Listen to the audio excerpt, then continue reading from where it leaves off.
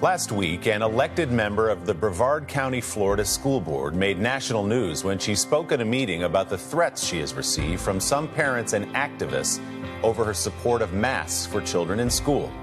Jennifer Jenkins detailed and police confirmed harassment, stalking, and a bogus call to child services from someone accusing Jenkins of abusing her young daughter. Jenkins was cleared of that quickly. Passionate parents always have spoken up for their kids at school board meetings, but this is something else, something uglier. So how did we get here? NBC's Antonia Hilton has our Sunday focus. You say that I'm divisive, you're divisive. Once sleepy, predictable events. This is illegal. School board meetings and elections across the country increasingly becoming political lightning rods. I reject them following me around in a car, following my car around. I reject them saying that they're coming for me, that I need to beg for mercy.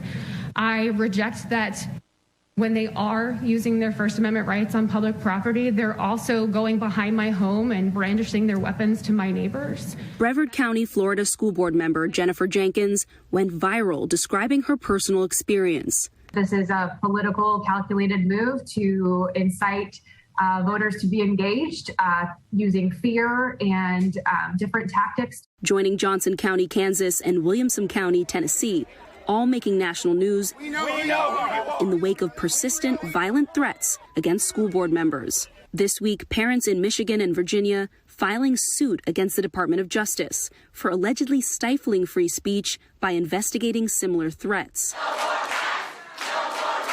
When schools reopened after COVID, masking became politicized at the national and local levels. My grandmother died of COVID because someone wasn't wearing a mask.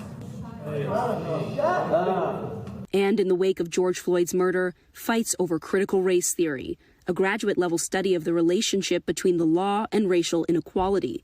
It's not taught in public schools, but some conservative activists and parents have turned it into a catch-all for diversity programs and lessons about racism they say could make white students feel guilt. I feel this is culturally sanctioned discrimination. Now, special interest groups and political action committees, or PACs, giving their attention and big money to what were once nonpartisan school elections. Good morning. Cecilia Robinson Woods is the only black female superintendent in all of Oklahoma. A conservative PAC raising concern over critical race theory, which is not taught in her district, sent out an email warning supporters, if we continue to allow these kinds of superintendents, school boards, and teachers to control the educational curriculum of our children, there is no hope for the future. What have you seen happen to the superintendent? Just all the crazy questions that you can possibly ask about anything racist. She's been asked. PAC leaders claim focusing on school boards is one of the most direct ways to reach real people. I said, look, that's not good enough for our kids, my kids included. Let's go do something about that.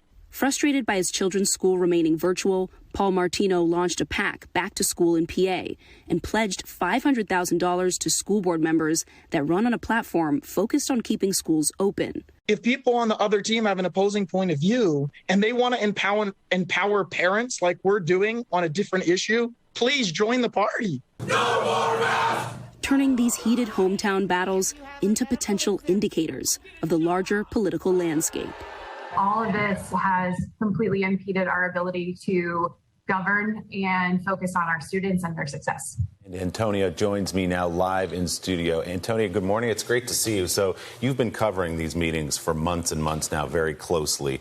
What seems to be driving this from parents? Because there's also a lot of outside influence. There's money coming into some of these races. That's right. There's several layers here. I mean, first, there are these two issues that are really the center of all this, and that's COVID protocols, masking, and then critical race theory, this national fight that we're seeing pop up everywhere over how to talk about American history, racism, and diversity in schools. But when you peel back what's actually happening, what you often find are that there are really well-organized, often conservative groups, people with connections to former Tea Partiers, to Trump administration allies, who are really galvanizing parents around these issues. And that's a key transition that we're seeing here, because these are formerly nonpartisan seats. I mean, school boards are supposed to be kind of boring. City council members are not supposed to be in the news every single day in your local community. But now people are looking at them in a new light, where they are seeing them as a space where they can have serious cultural and political influence. And that's going to have an effect on communities and on future elections. You have to admire anybody who serves on a school board right now. It's such a difficult job because, as you say, back when we were growing up, it was sort of a routine gathering of the community. It's a little bit scary, and things are changing. Antonia, thanks so much. Great report. Good to see you. Thank you.